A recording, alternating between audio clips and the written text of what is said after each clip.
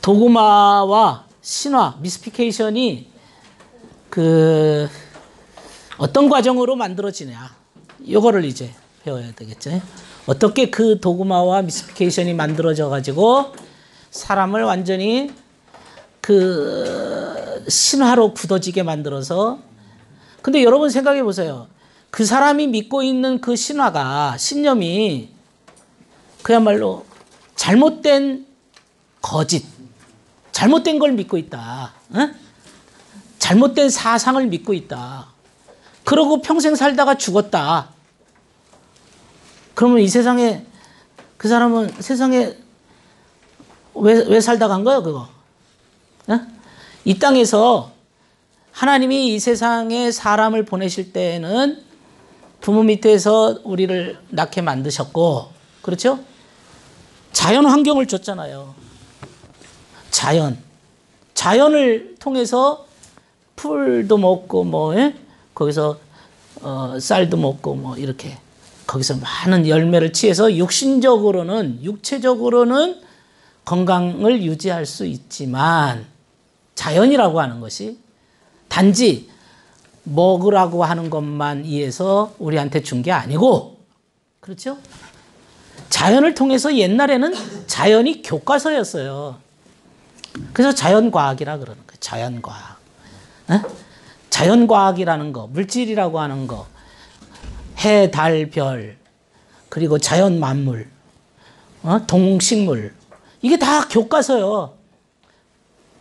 지금처럼 영어 수학이 없단 말이죠. 문자도 없었어요. 문자도 없기 때문에 무슨 책도 없고, 그러니까 공부는 해야 되는데 뭐 가지고 공부했냐? 너 개처럼 살지 마, 인간아. 저 돼지 같은 놈, 저놈. 너 좀 쟤 좀 보고 배워라 말이야. 동식물을 보면서, 개미를 보면서 부지런함을 배워라 이거라. 이게 자연 만물이요, 다 교과서예요. 인간에게 교훈을 주는 것들이에요. 그래서 이 자연에는 좋은 동물과 나쁜 동물이라고 하는 것은 없어요, 존재는. 개는 다 좋은 애들이야. 다 그런 말도 하죠.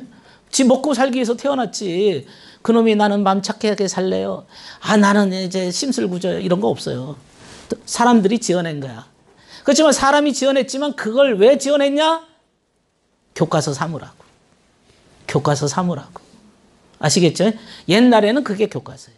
지금은 문자가 발견돼 가지고 문자를 통해서, 교과서를 통해서, 문자를 통해서 교훈을 받지만 과거에는 그게 교과서. 그걸 우리는 자연계시다 그러는 거죠. 그렇죠? 그런데 어쨌든 이 잘못된 그런 기준을 가지고, 도구마를 가지고 인생을 산다면 평생 그런 그 나쁜 동물처럼 사는 거예요. 개처럼 인생 살다 가는 거예요. 네, 얼마나 비참해요. 그래서 지옥을 두고 얘기할 때 그 짐승과 사자를 위하여 예비된 것이다. 짐승이라고 그랬어요. 사람 가는 곳이 아니에요.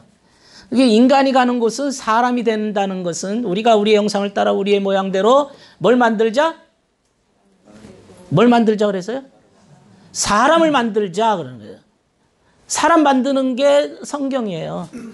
근데 여러분, 사람이 좀 됐어요? 사람 만드는 거예요. 진정한 사람은 주님이고 그 주님을 본받는 거지. 우리 아직도 덜 된 사람, 아주 개도 있을 수도 있어요. 늑대 같은 인간일 수도 있어요. 그게 좀 사람이 돼야지. 그렇죠? 여러분의 우리가 설교를 하거나 말씀을 전하거나, 그것은 진정한 주님을 닮은 사람 만드는 거예요. 사람 만드는 거예요. 사람 안 된 것들이 너무 많아요. 그 짐승끼리 사니까 부부가 힘들지. 둘 다 짐승이 하는 짓이 꼭 짐승이에요. 내가 봐서는 그래. 나는 이렇게 그런 쪽으로 보여, 자꾸. 저거, 그냥 말을 표현은 안 하지만 저건 사람 할 짓이 아니다, 저건. 사람이라면 적어도 양심이 존재해야 되고, 사람이라면 네가 스스로를 깨닫는 그런 통찰력이 필요한데 그게 없는 거예요. 짐승들은 그게 없어요. 나는 왜 이렇게 우울하지? 없어. 나는 왜 성격이 이 모양이지? 없어. 그냥 먹는 거, 눈에 보이는 거, 그냥 돈을 위해서 그러고 사는 사람들이 정말 너무 많아. 진짜 불쌍해. 왜 저러고 살지? 자, 어쨌거나 우리가 이제 신화라고 하는 주제가 어떻게 만들어졌느냐. 지금 이제 아까 얘기한 브래드 셔가 나는 왜 이렇게 사랑에 실패하느냐. 러브 문제, 사랑, 애정의 문제. 나는 왜 실패하느냐. 여러분, 애정, 사랑이 뭡니까? 사랑. 사랑은요, 예를 들면, 여러분들이 지금 이 공부하시는 거, 이런 지식을 찾는 것은 사랑해서 하시는 거예요? 미워해서 하는 거예요? 지식을 사랑하는 거죠. 네.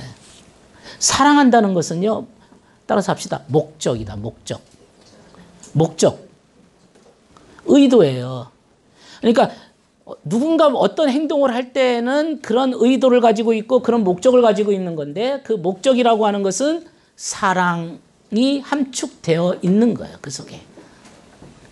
하는 행동 속에는 목적이 들어있어요. 그리고 그걸 사랑하는 거예요. 삶이라고 하는 것은 우리의 삶이라고 하는 것은 사랑이 나타난 것들이에요. 목적이 나타난 것들이에요. 그러니까 여러분들이 어떤 사람들의 내면을 볼 때 누군가 상담을 해줄 때 그 사람의 목적을 끊임없이 찾으셔야 돼요. 무엇을 원하십니까? 계속 물어보셔야 돼. 따라서 합시다. 무엇을 원하십니까? 어떻게 되기를 원하십니까? 이 질문은요, 끊임없이 하셔야 될 상담자의 질문이에요. 뭘 원하냐? 핫두 유 원? 당신이 원하는 게 뭡니까?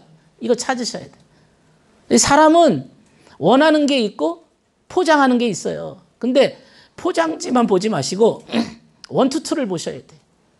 목적을 찾으셔야 돼. 의도를 찾으셔야 돼.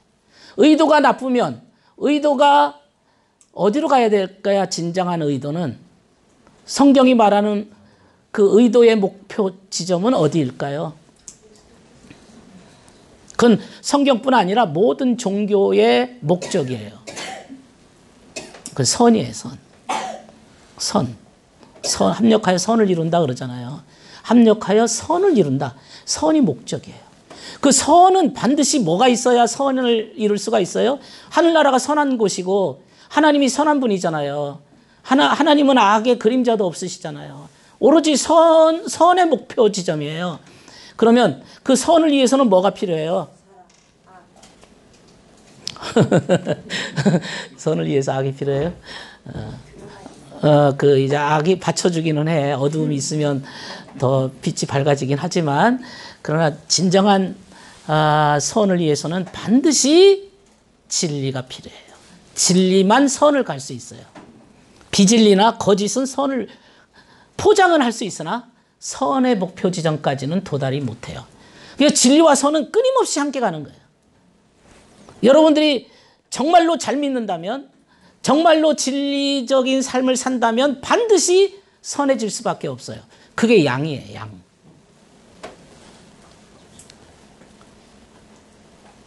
어떤 인간이 악한데 그 사람이 진리적으로 살지 못하니까 악하게 된 거예요. 말은 할 수 있어요. 진리는 꼭 선을 목표로 향해 가게 있어요. 명심하세요. 이거는 아주 명심하세요. 진리가 없는 자는 반드시 선으로 갈 수가 없어요. 진리가 뭡니까? 그게 올바른 거죠. 성경이 얘기한 것이고 자연을 통해서 얘기한 것이고 하나님이 인간에게 기본적인 삶의 기준을 주신 거죠. 응? 이렇게 살아야 너희들은 선해질 수가 있고 하늘나라까지 온다. 이런 얘기한 거예요. 그래서 진리가 없으면 내가 곧 길이요 진리요. 예. 진리요 생명이라. 이거 진리 없으면 못 온다 이런 얘기지. 오케이? 오케이. 자, 그러면 그런 진리적인 삶을 살지 못하게 만드는 실패하는 문제들을 지금 찾아내는 거예요. 아시겠죠? 오케이.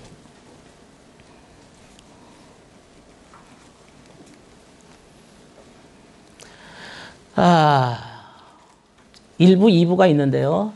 2부에서는 사랑의 가능성, 2부까지 갈 수 있을는지 모르겠어요. 이번 학기에. 자, 3부에는 이제 부모, 자녀 간의 사랑, 부분적으로 저 세분화 시켰어요. 사랑이 어떤 과정을 가야 되는가. 자, 1부 실패하는 사랑을 보겠습니다. 기영도라는 시인이 이런 말을 했어요. 나의 생은 미친 듯이 사랑을 찾아 헤매었으나 한 번도 나 스스로를 사랑하지 않았노라. 처절한 시죠. 불쌍한 시입니다.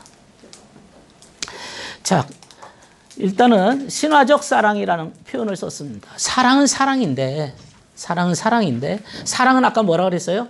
목적이라 그랬어요. 그렇죠?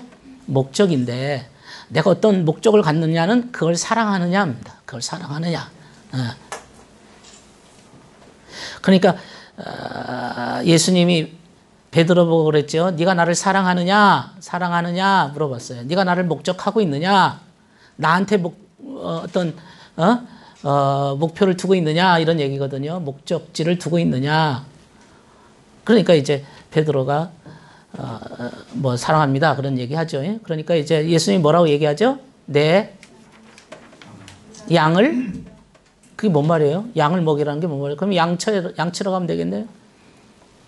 응? 풀밭으로 가야겠네. 초원으로 양치러.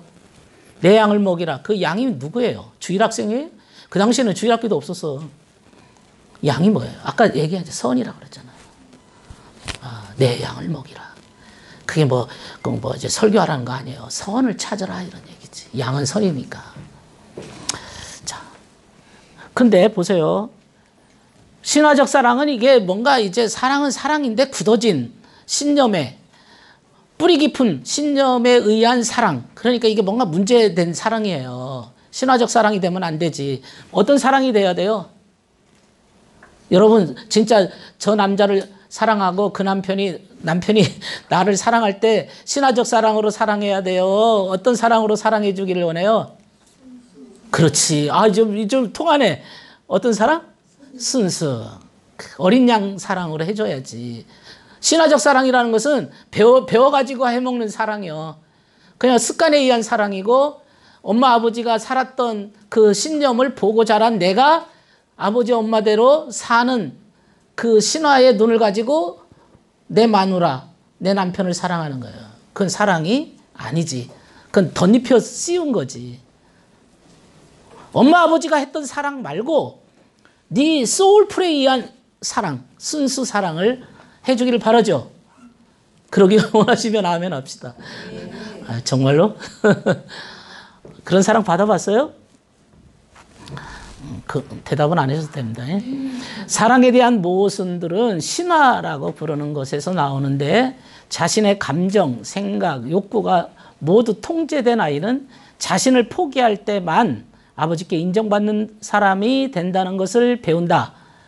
요 얘기는 뭐냐면, 아버지가 맨날 이제 이놈의 새끼 놀고 싶은데 놀지도 못하게 하지, 말을 하려면 두드러 패지, 그러니까 애를 막 통제해. 꼼짝달싹 못하게 만들어요. 통제를 해. 그 애 입장에서는 어떻게? 자기의 느낌과 감정과 모든 것이 어떻게 되죠? 차단되죠. 그럼 나는 아무것도 안 하고 네네네네 할 때만 아버지가 그래, 너 착한 애야. 무조건 네네 할 때만 착한 아이야 라고 아버지에 의해서 통제받을 때 아이는 사랑을 받는 거죠. 나의 내가 원하는 감정 이런 관계없어요. 그러니까 아이 입장에서는 굉장히 혼돈이 오는 거죠. 그 통제라고 하는 거, 이런 혼란의 상태 속에서 아이는 필수적으로 어떤 또 다른 생각을 갖는데, 그것은 나 자신이 되지 않는 것이다. 나를 잃어버릴 때 내 생각은 아무것도 아니야. 나는 중요하지 않아. 저분이 시키는 대로 할 때만 나는 사랑받았거든. 그러니까 나를 잃어버릴 때만 마치 나가 저분들한테 인정받는 거야 라고 어떻게 되죠? 어려서부터 훈련을 받게 되겠죠. 이게 만들어진다고, 이렇게 마치 진흙이 이렇게 아버지의 손에 의해서 만들어지는 것처럼 만들어진다. 이게 사랑의 모순이다. 사람이 자신에게 문제가 있다고 느끼고 믿게 되는 경우에는 타인에게 수용되기 위해서 뭐를 만들어내요? 거짓짜기. 거짓짜기가 뭐죠? 거짓짜기. 이걸 이제 페르소나라는 말도 쓰고 가면이란 말도 쓰고요. 저는 지금 여기서 거짓짜기를 하고 있어요. 어떤 거짓짜기? 교수야라는 거짓짜기를 했어요. 거짓짜기에서 나쁜 거 아니에요.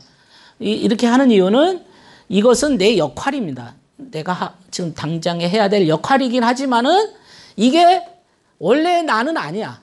내 가지고 있는 기술을 써먹고 있고 여러분들한테 필요에 의해서 하는 것 뿐이지, 만약에 이게 내가 본질이라면 막 만나는 사람마다 똑같은 얘기 가르치려고 들 거예요. 그렇죠? 그러나 나는 본래는 선생이 아니에요. 집에 가면 아버지가 돼야 되고, 그렇죠? 상담소에는 소장이 돼야 되고, 그런 거죠. 예? 그러니까 여러분들이 그때그때의 역할이라고 하는 것이 거짓짜기인데, 이런 거짓짜기를 만들어낸다는 말은 자기도 모르게 변형된 나의 모습, 내가 아닌 또 다른 나의 모습을 사람들한테 보여주기 위해서 만들어낸다 이거지. 그러니까 여러분, 목사 이제 관을 쓰신 분, 갑자기 집사였다가 목사가 됐어요. 관 하나 쓰셨어. 완장 하나 딱 차시고. 그러니까 목사 폼을 좀 잡아야 되잖아. 김 집사님 기도하시오. 내 손을 안수해 드릴게요. 목소리부터 깔고 폼 잡고 아주 이 목사의 그 흉내를 내기 시작하는 거예요. 왜냐하면 그렇게 해야 남들이 나를 목사로 인정해 주니까. 그렇게 하다 보니까 이제 나중에는 굳어진 거예요. 그것도 굳어진다 내 모습이. 그 있잖아요. 그 김광석의 노래 중에 집 떠나와 열차 타고 훈련소로 가는 날 부모님께 큰절하고 할 때 가슴 속에 뭐 그러다가 이제 거울 속에 비친 내 모습이 굳어진다 내 모습이 뭐 이렇게 나와 가사가. 이제 군인으로 굳어져서 원래는 이 사람이 군으로 태어난 게 아닌데 어차피 이제 2년 동안에 군대 가서 머리도 깎아놓고 군복을 입혀놓고 군대 총을 들다 보니까는 이제 원래 내가 이런 모습인 것처럼 완전히 다른 인간이 돼버렸단 말이죠. 그게 거짓짝이에요. 그러나 그 옷을 벗을 때가 오죠. 영원히 군인이 아니란 말이죠. 예? 그러나 그 거짓짝이가 필요는 해. 상황에 맞춰서 필요는 하지만 그때그때의 필요는 하지만 이게 소울풀로 돌아와야 되는데 소울풀로 못 돌아온다는 거가 문제라는 거예요. 지금 여기서는. 왜? 너무 어려서 부모님께 통제돼서 혼란 속에서 만들어진 변형된 나의 모습. 이걸 가지고 아까 소울 머더라 그랬어요. 영혼의 살인자. 스스로를 영혼의 살인자로서의 삶을 사는 거예요. 자, 신화적인 사랑의 형태를 보겠습니다. 읽어보십시다. 시작.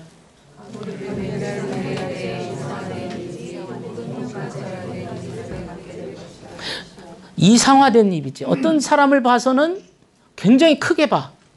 어떤 사람은 굉장히 평가절하로 사람을 이미지. 그러니까 어떻게 보면 있는 그대로 보지를 못해요. 따라서 합시다. 있는 그대로. 그러니까 어떤 자신의 어떤 그것을 가지고 돈에 굶주린 사람은 맨날 돈 있는 사람은 막 할아버지처럼 보이는 거야. 돈 얘기만 나오면 막 오메키 주고 이래. 그러니까 외모에 굶주린 사람은 얼굴 이쁜 사람 앞에서는 깨갱. 항상 외모에 컴플렉스 가지고 그 눈으로 사람을 보니까 평가절하, 평가 이상화된. 그러니까 사람을 객관적으로 보지 않고 자기의 컴플렉스를 가지고 너무 크게 보거나 너무 작게 보거나 객관적인 판단 기준이 안 서요.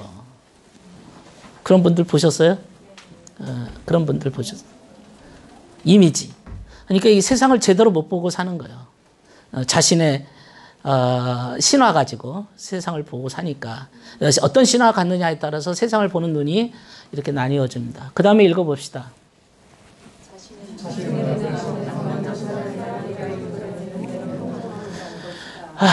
이 낭만적 사랑. 지금 우리 대한민국의 사랑이라고 하는 말이 무슨 진정한 사랑이 기독교적인 사랑의 관점으로 대한민국이 흘러가요? 아니면 뽕짝에 의한 사랑이 대한민국에 흘러가요?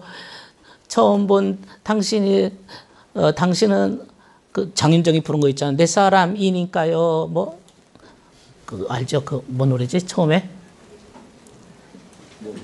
응?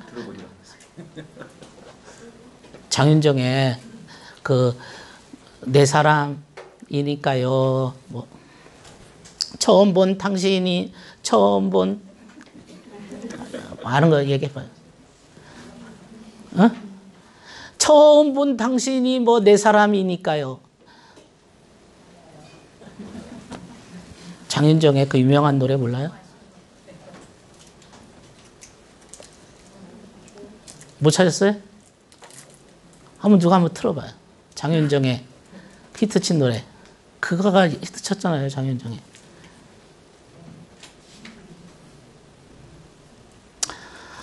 그 이제 대한민국의 연애, 그 40, 50대 아저씨들이 그냥 연애 바람이 불어가지고 그냥 무슨 뽕짝을 하고 그냥 난리 법석을 때리는 게 그게 사랑인 줄 아는 거야. 아까 진정한 사랑은 애 낳는 데서 오는 거. 자, 그러니까 이게 또 조선시대 때 얘기하는 사랑과 조선시대 때는 사랑이라는 용어가 없었어요. 사모합니다. 원래 성경이 들어오면서 사랑이라는 용어가 쓰여졌고 그 이전에는 사모라는 용어가 쓰여졌어요. 사모.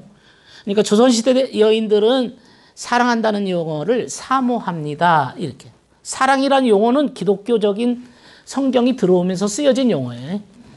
그러니까 사랑한다 그러면 늘 사모하고 그리워하고 조선 여인의 항상 서방님을 그리워하는 그 그리움에서 사랑으로 여겼어요. 그 문화권에서의 사랑은. 지금 사랑은 뭐예요? 한 번 만난 당신이 당신이라도 내 사람이니까. 한번 들어봐요, 한번. 그래, 아시는구나.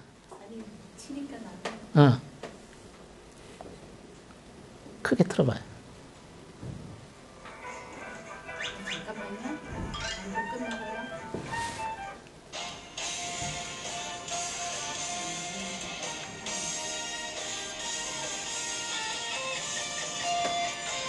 그게 장윤정 거예요? 네, 장윤정. 그건 아닌 것 같은데?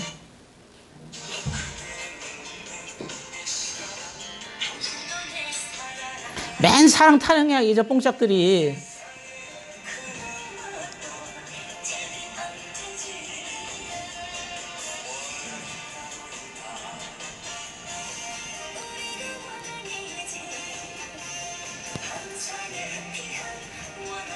이거 아니에요? 아니요. 됐어요. 그러니까 지금 대한민국에 이 사랑에 대한 이 관점이 뭔지를 몰라. 아저씨들이 뽕짝에서 나오는 그 수준 낮은 사람들이 쓴 가사 가지고 그게 사랑이라고 생각을 해. 잠깐 만나가지고 그냥 뜨거운 불덩어리를 그 꺼진 불 그걸 되살리려면 되살리지도 못하면서 그거 가지고 난리치고 세상. 오케이, 넘어가요. 자, 넘어갑시다. 그 다음에 읽어봅시다. 부모가 했던 사랑 그대로 닮아가요. 엄마 아버지가 했던 그 사랑, 그것이 사랑인 줄 알고 그대로 넘어가요. 자, 또 넘어갑시다. 학대하는 부모 관계 생존하기 위해 사용했던 방어적인 전략을 사용하게 될 것이다. 예를 들면 이제 방어적인 전략이라는 게 굉장히 중요해요. 방어적인 전략. 내가 살아남기 위해서 생존하기 위해서 터득한 나의 그 방어적인 수단이 마치 사랑이라고 여기는 거예요. 사랑이라고 여기는 거예요. 그 다음에 넘어갑시다. 원가족 체계에서 행했던 자신의 역할을 재현할 것이다. 그 다음에 부모하고 충성하기 위해서 자신의 행복은 끝없이 포기하게 될 것이다. 이게 마치 인내심을 발휘하는 걸 사랑이라고 여기는 사람들도 있어요. 그 다음에 부모와 정반대의 사람을 찾으려 할 것이다. 그리고 원가족과는 정반대의 결혼 생활이라 헌신적인 관계를 맺으려 할 것이다. 그러니까 이게 다 종합적으로 뭘 얘기하는 거 하면 사랑이라고 하는 것이 자신에게 진정 영혼이 원하는 삶을 사는 게 아니고 뭔가 방어적인 패턴이나 자신이 그 기존에 보고 들은 그대로 그걸 그냥 답습하는 것을 자신의 삶으로 여기고 사랑이라고 재현하고 있는 거지. 마치 드라마 재현하듯이 하나의 그 역할극에 충실한다 이거죠. 넘어가겠습니다. 내가 넘겨야지. 자, 그래서 이런 신화된 사랑의 원천들, 이게 이제 어디서 오냐 이거죠. 이렇게 뭔가 아까 방금 전에 말씀드린 대로 그렇게 사랑을 하게 되면 인생이라고 하는 것은 결국 사랑이거든요. 여러분, 사람의 마음은요, 다 마음이 5만 가지가 많지만, 그거를 아주 꼭지점에 두 가지가 딱 나와요. 마음의 꼭지점에는 두 형태가 나와요. 뭐 같아요? 마음. 사람의 마음을 크게 두 가지로 구분할 수 있어요. 하나는 사랑이에요. 우리 애정. 또 하나는 뭘까요? 또 하나는 두 개의 큰 축이 있는데 하나는 사랑. 이 좋은 의미에서 사랑입니다. 좋은 의미에서 진리예요. 지식이란 말이에요. 이것은 생각, 사상, 깨달음, 뭘 아는 거예요. 이게 지식이에요. 이 두 가지 축이 흐르고 있어요. 그러니까 성경을 우리가 배운다는 것도 처음에는 아는 것부터 시작하잖아요. 지식이잖아요. 성경책은 지식입니다. 성경책은 지식의 책이에요. 그것이 진리로 가는 거예요. 글자를 알아야 여러분이 성경을 읽을 수 있죠. 지식이고 사상이고 생각입니다. 이게 중요한 것은 사상이 잘못되면, 생각이 잘못되면 생각은 방향을 측정하는 거고, 애정이라고 하는 것, 사랑이라는 것은 행동을 얘기하는 거예요. 그래서 사랑 속에는 의지적인 거. 그래서 사랑은 의지적인 거고 하나는 이해적인 거예요. 이해와 의지가 플러스된 게 마음이에요. 그러니까 이해의 기능에서는 지식의 기능. 여러분이 설교하는 이유는 그 이해를 자꾸 깨달음을 주고자 하는 거예요. 생각이 잘못된 걸 바꿔주는 거예요. 진리적인 체계로 다시 교정해 주는 거예요. 이게 사상의 생각. 생각이 잘못되면은 애정이 잘못 가요. 애정이 잘못 길로 가요.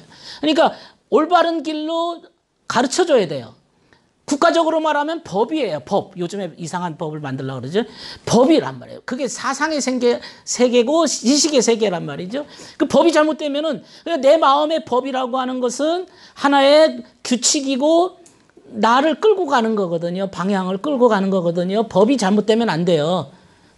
법에 의해서 가는 거니까. 그래서 양심의 세계도 마음의 법이에요. 양심이라는 것은. 양심이 잘못된 길로 가면 깜빡깜빡 경고 사이렌 소리를 나한테 알려줘요. 너 잘못된 길로 가지 마. 이렇게. 그 다음에 애정으로 가는. 결국에는 애정에서 이제 폭발 지점이다. 그래서 남성 심리, 여성 심리를 얘기할 때 남성들은 굉장히 이 사상의 세계, 지식의 세계에 굉장히 관심이 높아요. 그래서 남자들은 상담할 때 조금 모르는 거 가르쳐주면 게임 끝나요. 남자들은 좀 깨닫게 해주면 돼. 모르는 거. 남자들은 굉장히 지식적이에요. 그래서 남자를 하늘이라고 하는 것은 하늘의 세계는 지식의 세계예요. 붕붕 떠 있어. 땅에 여성을 땅이라고 얘기하는 것은 땅은 사랑의 세계. 모든 걸 다 받아들여. 받아들여. 땅. 그 여성들은 뭘 가르쳐 준다고 이렇게 받아들이지 않아요. 체험이 돼야 돼. 사랑이 돼야 돼. 접촉이 돼야 돼. 이 여성들은 굉장히 고집스러워요. 그래서 여성 상담이 굉장히 쉽지가 않아요. 남자들은 오히려 쉬워. 제가 해보니까 그래요. 네? 여성, 보세요. 남성, 여성 할 때, 남자들은 이렇게 쏘잖아. 그 여성을 주워 담잖아요. 네? 누가 주인이요? 담는 게 주인이요? 쏘는 게 주인이요?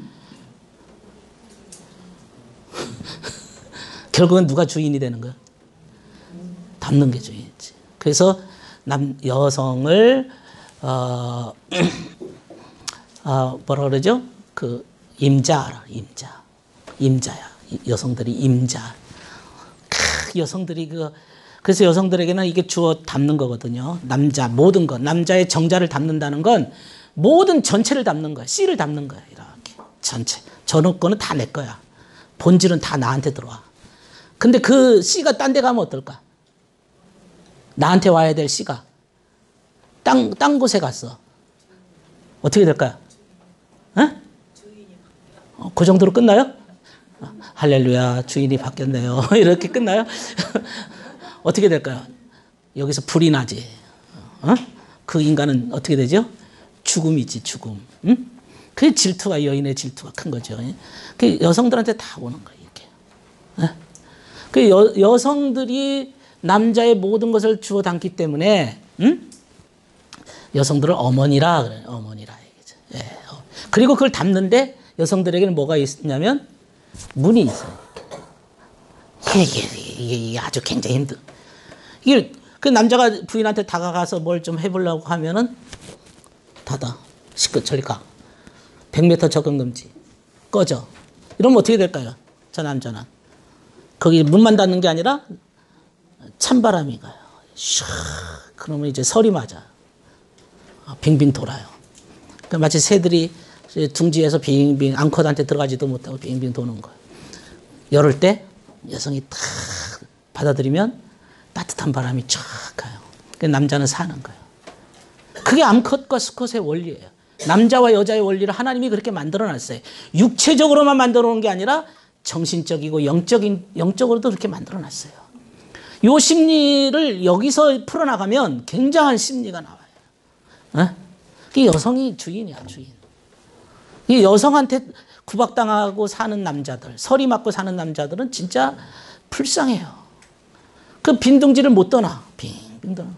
부인도 없고 애도 없는데 거기 있는 암컷들은 다 딴 곳에 둥지를 쳤는데도 그 둥지에서 못 떠나. 이렇게 빙빙. 왜냐하면 남자들의 고향은 여인의 가슴이거든요.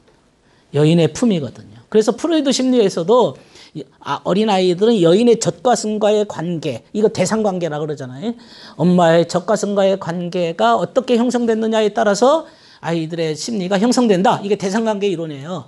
그런 것처럼 그 여인의 가슴, 여인의 따뜻한 품이 남자의 영원한 고향, 영원한 처소예요.